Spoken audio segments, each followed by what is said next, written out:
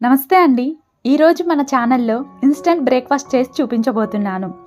ఇంట్లో ఇడ్లీ పిండి లేదా దోశ పిండి లేకపోయినా అప్పటికప్పుడు 10 to 15 మినిట్స్లో ఇలా హెల్తీగా గోధుమ రవ్వతో పొంగనాలు చేసి పెట్టండి. చాలా టేస్టీగా ఉంటాయండి. ఒక్కసారి ట్రై చేయండి. మరి రెసిపీ చూసే ముందు మన వీడియోకి లైక్ చేయడం అస్సలు మర్చిపోకండి. పొంగనాల కోసం మిక్సింగ్ బౌల్లోకి 1 కప్పు గోధుమ రవ్వ, 1 కప్పు పెరుగు తీసుకొని మొత్తం బాగా కలపండి.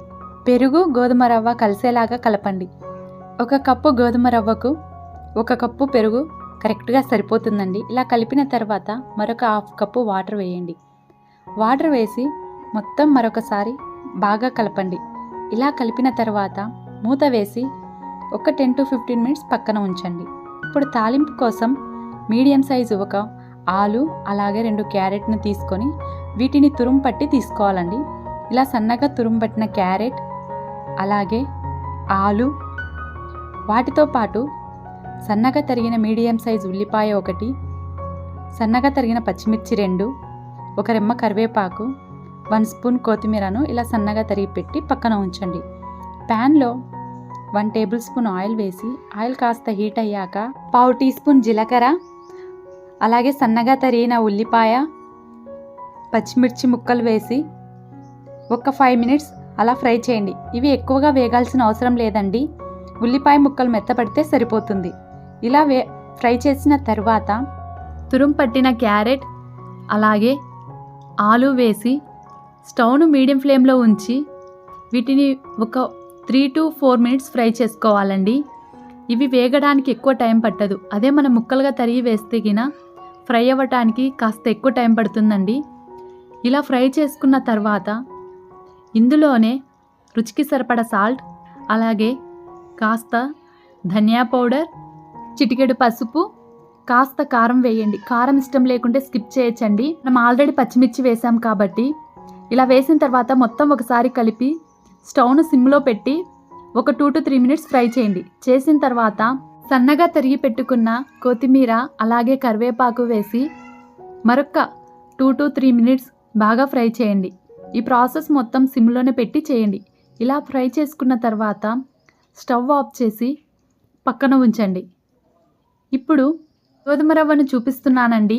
10 to 15 మినిట్స్కి పెరుగులో గోధుమ రవ్వ అనేది బాగా నానిపోయి ఉంటుంది. ఇలా బాగా నానిన తర్వాత గోధుమ రవ్వను మిక్సీ జార్లో వేసి మెత్తటి పిండిలాగా మిక్సీ పట్టి తీసుకోవాలండి. ఇలా మెత్తగా మిక్సీ పట్టిన తర్వాత ఈ రవ్వను ఒక మిక్సింగ్ బౌల్లోకి తీసుకోండి. తీసుకున్న తర్వాత 1/2 టీ స్పూన్ వంట సోడా వేస్తున్నానండి. మీరు పులిసిన పెరుగును తీసుకొని ఉంటే వంట సోడా అవసరం లేదండి. తీసుకున్న తర్వాత మొత్తం ఒకసారి బాగా కలిసేలాగా కలపండి. తర్వాత ఒక 2 to 3 టేబుల్ స్పూన్ దాకా బియ్యం పిండి తీసుకోవాలి. బియ్యం పిండి వేసిన తర్వాత ఉండలేం లేకుండా బాగా కలుపుకోవాలండి. ఇక్కడ నేను మిక్సీ పట్టిన తర్వాత బియ్యం పిండి వేసి కలుపుతున్నానండి. మీరు కావాలంటే రవ్వను మిక్సీ పట్టేటప్పుడే అందులోనే బియ్యం పిండి కూడా వేసి మెత్తగా మిక్సీ పట్టి తీసుకోవచ్చు. ఇలా పిండి మొత్తం బాగా కలిపిన తర్వాత మనం ముందుగా తాలింపు వేసి పెట్టుకున్న క్యారెట్ ఆలు తురుమును వేసి బాగా కలపండి. మనం వేసిన తాలింపు అనేది పిండిలో బాగా కలిసేలాగా కలుపుకోవాలి. ఇలా బాగా కలుపుకున్న తర్వాత మీకు కాస్త వాటర్ అవసరం అనిపిస్తే ఒక 1 or 2 టేబుల్ స్పూన్స్ దాకా వాటర్ వేసి కలుపుకోవచ్చండి. పిండి బ్యాటర్ అనేది మనం నార్మల్గా వేసుకునే పొంగనాల బ్యాటర్ లాగే ఉండాలండి. ఇలా మొత్తం బాగా కలిపిన తర్వాత ఈ పిండిని పక్కన ఉంచండి. ఇప్పుడు స్టవ్ పై పొంగనాల ప్యాన్ పెట్టి ప్యాన్ కాస్త హీట్ అయ్యాక కొంచెం ఆయిల్ వేయండి. ఆయిల్ ఎక్కువ అవసరం లేదండి. లైట్గా ఆయిల్ వేసిన తర్వాత ప్యాన్లో ఇలా ఫుల్గా మనం ప్రిపేర్ చేసి పెట్టుకున్న పిండిని ఇలా స్పూన్తో ఫుల్గా తీసుకొని వేయండి. అలా మొత్తం వేసిన తర్వాత స్టవ్ను మీడియం ఫ్లేమ్లో ఉంచి ప్యాన్పై మూత వేసి ఒక 5 మినిట్స్ ఉంచండి. 5 మినిట్స్ తర్వాత మూత తీసి చూపిస్తున్నానండి. ఈ విధంగా ఫ్రై అయి ఉంటుంది. పైన లైట్గా పిండిలా ఉంది కదండి. అలా ఉన్నప్పుడే స్పూన్తో రెండో వైపు కూడా టర్న్ చేసి ఉంచాలండి.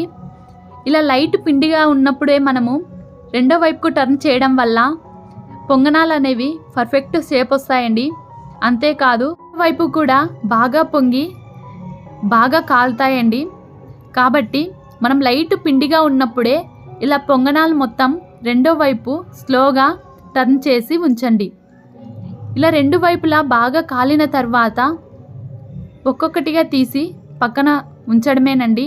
ఇంతేనండి, ఎంతో టేస్టీగా ఉండే గోధుమ రవ్వతో చేసిన పొంగనాలు రెడీ అవుతాయి. వీటిని పల్లి చట్నీ లేదా టమోటా చట్నీతో సర్వ్ చేసుకోండి, చాలా టేస్టీగా ఉంటాయి.